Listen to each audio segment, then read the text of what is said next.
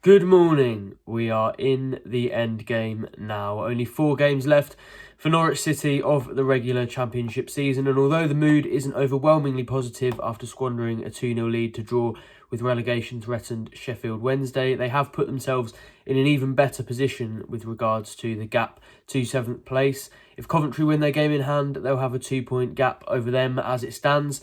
And that is a pretty good position to be in going into the final 4 games of the season. But of course, there's another huge one around the corner, and tomorrow Norwich travel to Deepdale to face Preston North End in a game that could define their opposition's season, really. It could define Norwich's season, but it feels even bigger for the home side because they almost have to win, really, to drag Norwich into it.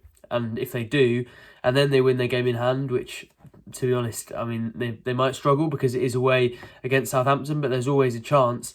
And if they did beat Norwich and then win that game in hand, they actually would be ahead of Norwich. So it very much feels like a must not lose for Norwich. It feels like a must win for Preston, of course. But with 2 home games against Bristol and Swansea, Norwich will feel confident that if they can get a result here, they'll be in an even better position for playoff qualification and hopefully for them, promotion to the Premier League. Here on Tactics Board, I'm going to take a look at the 11. I think David Wagner will choose to start the game, and I'm going to break down how it might pan out tactically. So without further ado, this is the 11 I think Wagner will trust to get him a huge result at Deepdale.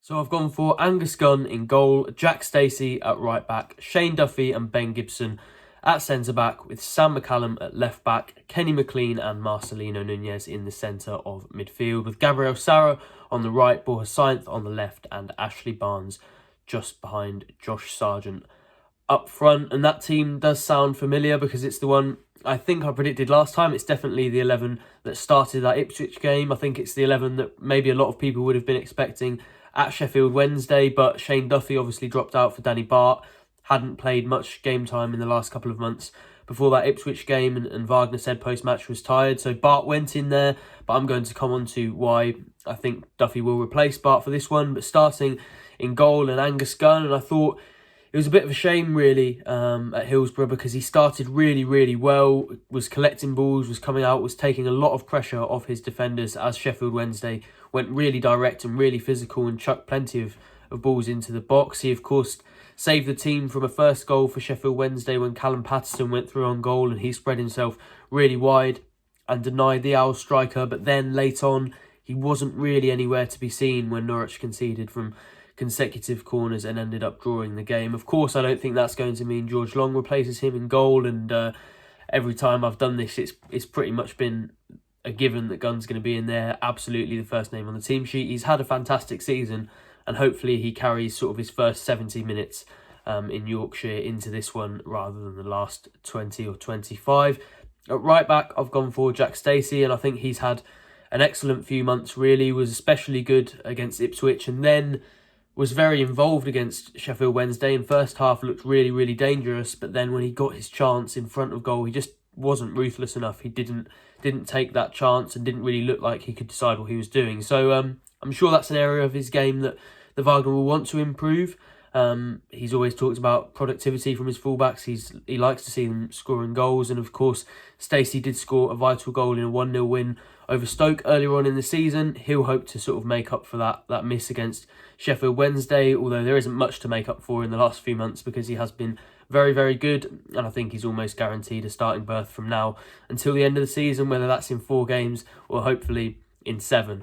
Centre-back, I've gone for Shane Duffy and Ben Gibson, and I'm going to come on to Preston, but in short, I think it's vitally important that they win the physical battle. That's part of why I've got Duffy in there. I suppose there would be a temptation to have Bart in there. He praised Bart after the Ipswich game. He praised him after the Sheffield Wednesday game as well. And Wagner clearly does feel that he's a very professional person, somebody he can rely on.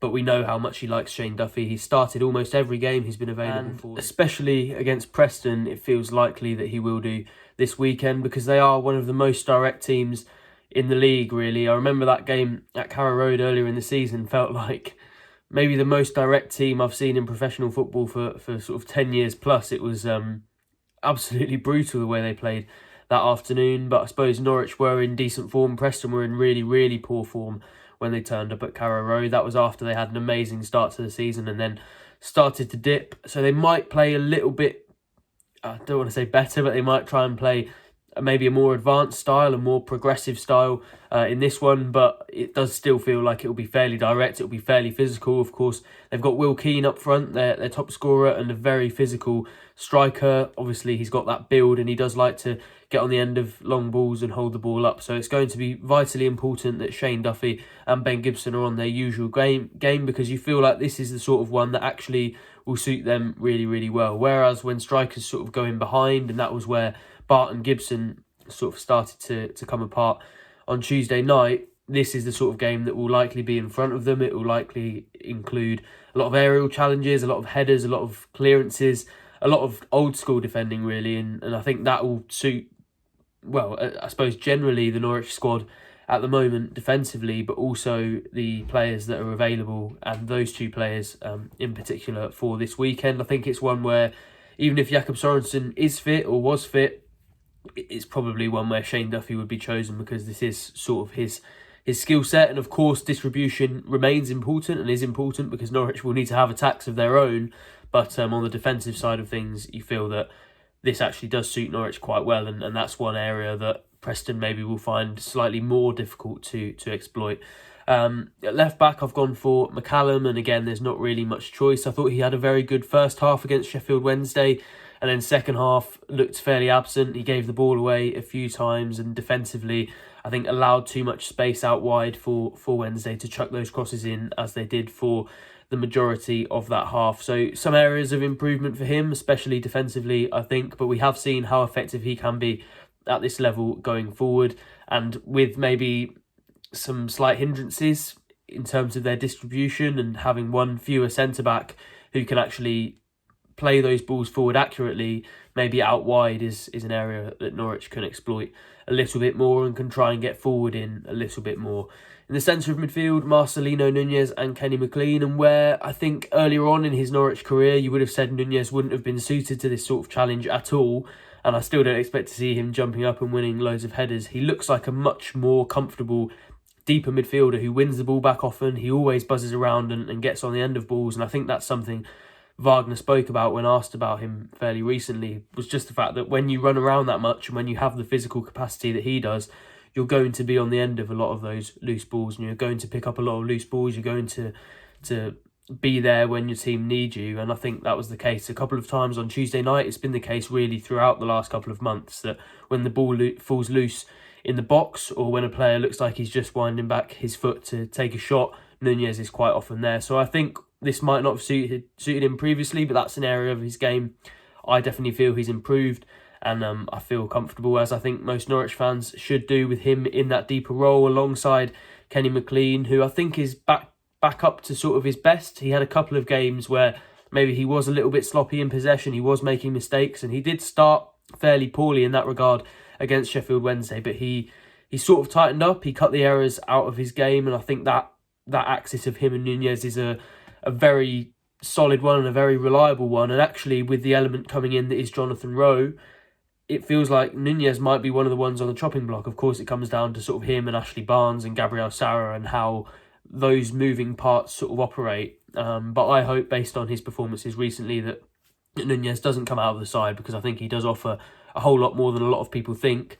But even in the area where a lot of people think he sort of is at his best, and that's on the ball, he is unbelievable, and he's been cutting out a lot of those errors in the last few weeks. So if he can keep up that form, he'll be a key player, as McLean has been basically throughout the whole season. Not much I can say that hasn't already been said about his performances across the season. So I've got those two in the heart of midfield. On the right, Gabriel Sara, and of course there may well be a decision for Wagner to make on Jonathan Rowe, but he spoke very recently, in fact after that Sheffield Wednesday game and the injury to Liam Gibbs, about not risking his players because of the injury situation Norwich are in. And although they aren't missing huge key players in the same way that they were earlier in the season with Ashley Barnes and Josh Sargent and a couple of others as well, they have started to accumulate numbers in Liam Gibbs, Ono Hernandez. Obviously, Rowe has been out, even though he's coming back now. Grant Hanley currently on a fitness program. Dimitris Yanoulis. So the numbers are sort of starting to stack up, and you combine that with the fact that Wagner clearly just doesn't fancy some of the players, or doesn't feel they're ready on his bench, and he's got a very, very slim selection of players to choose from, really, at the moment. So I think he'll try and ease Rowe back in, and although I'm sure we'd all love to see him back on the pitch as soon as possible, I think it feels likely he'll be on the bench for this one, and in that case, I think Sarah will be out there on the right. I spoke to him about that sort of position after the Wednesday game, and he said that he likes it because basically he has all the freedom in the world, and you can tell really that he's not a winger. It does mean a little bit more work for Jack Stacey because he's very rarely out there on the right, but obviously that freedom for a player with the quality that he has is also a very good thing creatively for Norwich when they're trying to make those chances. And although I don't think he was at his best at Sheffield Wednesday, and he has been fairly inconsistent, if he can hit his best in this game, as he often tends to in the big games, then he will be a huge asset for Norwich, of course. Ashley Barnes behind Josh Sargent up front, I thought had another good game against Sheffield Wednesday. He does look, again, a completely different player alongside the American than alone up front, and you could tell that again. I think a big part of why Norwich weren't able to hold on to the 3 points, because they really struggled to get up the pitch with him there on his own. But for the majority of the time, we won't be seeing him on his own, and it will be with Josh Sargent. And I think in that situation, they're sort of the perfect foil for each other against maybe some of the more old school defenders that Preston have. I'm sure he'll enjoy the battle, and it'll be about making use of that in the right way rather than letting it distract him. But I thought he did a good job of that against Ipswich. He did a fairly good job against Sheffield Wednesday as well, and I'd expect to see him in this lineup. On the left, Borja Sainz, who of course got the goal that I think his play has deserved for a few weeks now against Sheffield Wednesday, was a real threat against them. And even when Norwich were struggling to get up the pitch in the second half, he was pretty much the only one that was really driving forward and trying to make things happen in that sense. So I expect to see him on the left up front, Josh Sargent, and I mean, there is this fitness worry that just rumbles on, but I think that's how things are going to be until the end of the season. At least it's just about managing his minutes. Wagner took him off at 2-0 up, and I know a lot of people have been questioning that, and of course it is very questionable because Sheffield Wednesday ended up coming back, but you can tell how fretful he is about these injuries. He keeps mentioning this small squad that he feels he has, and yeah, it is a difficult situation to manage, but Norwich look a completely different team without him. So if he can run, I'm sure he'll be on the pitch, and that does seem to be the case right now. So unless Wagner reveals an injury to Sargent in the next 2 or 3 hours at his press conference, then I'd expect to see him in this lineup. And just to come on to Preston, again, it is that sort of direct physical test that Norwich will be well aware they're coming up against, and it's actually the sort of test that they've done fairly well in. I don't think there's the same pace about Preston, aside maybe from Dwayne Holmes, who is a fairly tricky winger and can create difficult situations. Aside from him, they don't have much pace to progress up the pitch quickly, so even though they are physical and they will try and be defensively resolute, it doesn't feel like they'll be able to whip through Norwich with rapid counter-attacks. And even if they did try that, Norwich have been actually quite good at getting back in position and dealing with those very quickly. So it feels like it will be a more attritional, maybe slightly slower game in that sense than there might be against a lot of the teams that try and sit in and deny Norwich. And I mean, that I suppose is one of the problems, is that Norwich's opportunities in the last 4 or 5 games since the international break really have come either from set pieces or pressing high against Sheffield Wednesday. Preston have very little interest in risking the ball and risking themselves defensively by playing out from the back. So that's not really an area Norwich are likely to profit from, although they probably will get a lot of the ball from Preston wasting it by sending balls forward that maybe aren't successful. And from set pieces, Preston do have that height and they do have that solidity and probably that organisation that Norwich will find hard to penetrate. So it might come down to either being more intelligent from those set pieces, as to be fair to them, they've shown they can be a number of times this season, or getting better at breaking down deep defences, which is something they've struggled with sort of intermittently throughout the season, but it's definitely something they're struggling with at the moment because they haven't really just passed the ball through the thirds and created a chance like that, or created a goal like that, for a little while now. So that's something they'll need to work on. That's something they'll need to improve upon if they're going to break Preston down. Of course, it will be a difficult test, and the league table tells you that. But if they can get a result, it would be absolutely huge for their season. Same is true of Preston, of course. So they are definitely a team to be aware of. But we'll have every kit covered from Deepdale. So go to pinkham.com/subscribe for access to absolutely all of our content. Loads of brilliant stuff, if you don't mind me saying. Right, I'm off to go and speak to Grant Hanley. So keep your eyes peeled for that one. And I will see you very, very soon.